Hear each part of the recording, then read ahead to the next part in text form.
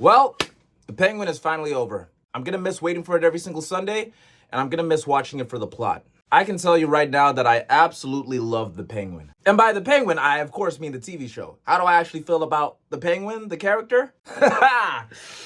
Well...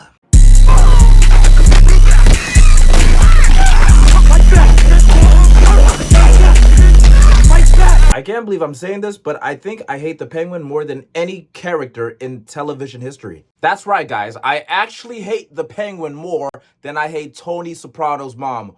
These blacks. Who I narrowly only hate more than Tony Soprano's sister. I gotta watch more shows besides The Sopranos. They built up this monster so perfectly. And this is something that Hollywood has really struggled to do recently. Which is making villains, you know, all the way villains. I mean, look, there's always been an idealization of bad guys. I mean, look, one of my favorite YouTube channels is The Evil Eye, where they just talk about bad guys in movies and TV shows, and man, it makes them look cooler. Man, how many people you know love Christian Bale because he played this sick freak? You probably love him too, you sick freak. People admire bad guys. I mean, Halloween just passed. You saw everybody dressing up as the bad guys, right? And Hollywood has been leaning towards this by actually making villains more human. They make them super charismatic. Hell, a lot of the time they make them look like a total piece of ass. But you see, with the Penguin though, well, you're gonna get yourself a limping, out of shape, grotesque piece of crap that looks like Tony Soprano if Tim Burton made him. That has no redeemable qualities whatsoever, but don't worry, we'll get into that. Let's get back to Hollywood for a second. Ladies and gentlemen, this is the standardized Hollywood portrayal of the modern supervillain. Show them being evil, check. Show them doing bad stuff, check. Show them being good looking. Oh, okay. This can't go wrong. They show them being charismatic. Again, can't go wrong. They give them a very human aspect so that people can relate to them. Uh-oh. They show them being a victim at a very early developmental age, so we feel bad for them. Am I supposed to hate this guy? And last but not least, in a last-ditch effort to make them hated, they make them do something evil or they kill them off. But you see, Hollywood, at this point, you have now made them a martyr.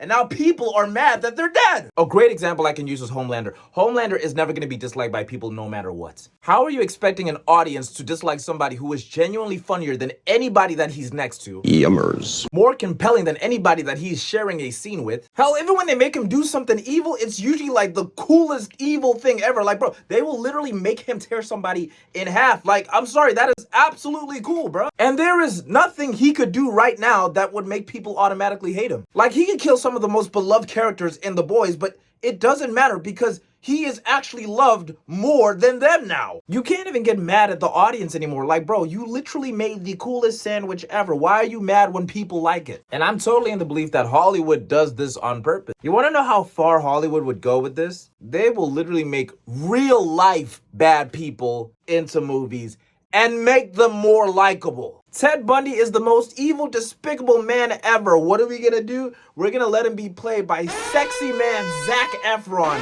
and we're gonna make him all charismatic and suave, bro. Do you see what's going on here? And that is why we come back to the Penguin, which is such a breath of fresh air. So ladies and gentlemen, let's break down how they made the Penguin the most despicable character ever, to the point where everybody on my timeline was actively screaming for Batman. Like this nigga actually exists. Number one, Penguin's backstory. A lot of Hollywood TV shows and movies showcase bad guys in their very young and formative years becoming victims of circumstance or environment, which eventually turns them to a bad guy. Which is totally fair because this is how bad guys are made in real life. Like, dude, go do some research on Charles Manson's upbringing. Like, bro, this man was destined to become a cult leader. But you see, Penguin as a kid, he was an insufferable little shit back then too. Now I know people can have 100 ways to spin this and make it seem more innocent than it is, but dude, let's just call it what it is. The man killed his brothers so that his mother could love him more. It doesn't matter if you do that when you're 8 or when you're 80. You are evil. Those are not the thoughts of a sane child, bro. He was always going to be evil. Also, has anybody noticed that the Penguin and the Peacemaker contain main characters that both kill their brothers? And both shows are absolutely amazing? Maybe that's a sign to put more fratricide in TV shows. Oh, I'm joking! I'm joking. Actually, no, I like it. Not to mention, when Penguin's own mother was about to get him whacked, my own mother wanted to get me fucking whacked. This man turned into the Rizzler and talked his way out of it. The fact that even as a child, he had that knack for manipulating people's thoughts just with his words, and we know that he would grow up to use it for evil, just shows that he was always destined to go down that dark path. It doesn't matter if it's just a child that wants his mother's love. Like his mom said in the finale, I had enough love to give all three of you. And she was not lying. It's just Penguin is extremely needy because at his core, he was always and always will be a worthless, good for nothing piece of crap, Victor!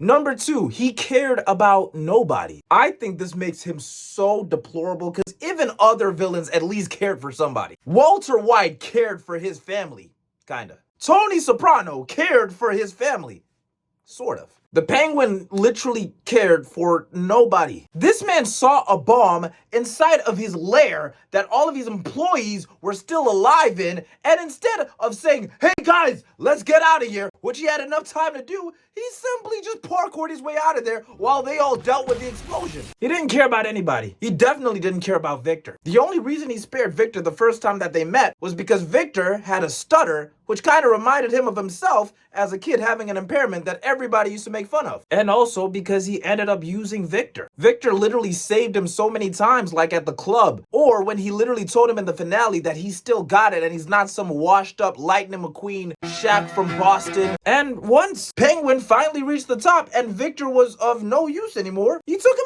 out. Now, a lot of people are gonna say, oh, but he killed him because he cared for him. No, you see, here's the thing. Penguin didn't care for Victor. He was attached to Victor. And you don't have to love somebody to be attached to them. You can be attached to somebody that treats you terribly. You can be attached to somebody that you hate. Penguin does not care for human beings. He is attached to them because they give him something that he ultimately wants. It is the same as his mom. I do not believe for a second that Penguin cared for his mother as a human being. He was simply attached to her. He just wants her affirmations and her approval, but he doesn't care about her own specific needs and wants. That is why he keeps her vegetable body at the top of a penthouse and has a lady dressing as her saying that she's proud of him. Because he doesn't want what's best for people. He wants things that are ideally how they are depicted in his mind. Bro, this man was totally fine with his mother's finger getting chopped off as long as he didn't have to tell the truth about what he did to his brothers. I don't care what happened in the show before to show that he could have cared about his mother. That is the biggest display of affection he could have shown. And he didn't do it. He does not care about his mother. He doesn't care about anybody but himself. And last but not least, they made him an irredeemable supervillain by making him harm the only people he had left in his life. At like some point in the series, his mom literally said, man, I think I'm gonna turn into a vegetable. And if I ever do, feed me to Bugs Bunny. Take me out, please, just off me. He said, oh, okay, sure, I promise. What happened when she actually turned into a vegetable? He kept her at the top of a penthouse. I wouldn't be surprised if like Batman Part 2, Batman walks in and like finds her as a corpse or something like that. She is actively living the biggest nightmare of her entire life every single day. And it's all her son's fault. And last but not least, and I think this is what makes everybody simply hate his guts. Yeah, he killed Victor. Like, this is just simply sad, man. Especially how they built up Victor. I know that we shouldn't have too much sympathy towards these characters because, like, pretty much everybody on the show is technically a bad person. There was this funny scene in the finale that made me laugh where, like, Penguin and Sophia are calling each other crazy. It kind of reminds me of that video of the homeless guy calling the other homeless guy broke. Like, bro, you're both extremely deranged. But Victor always felt betrayed as a good kid in a mad city, bruh. And this man clearly did not enjoy, you know, people. Like, bro, he literally took somebody out, and despite that guy being a massive piece of crap, he was destroyed by it. Victor felt worse about killing a professional dickhead who was ruining the streets of his neighborhood than Penguin felt about killing his brothers. The only reason Victor even started hanging out with Penguin is 1, out of fear because Penguin could have killed him, and 2, he literally had nobody else, bruh. After the explosion by the Riddler, his family got flushed away.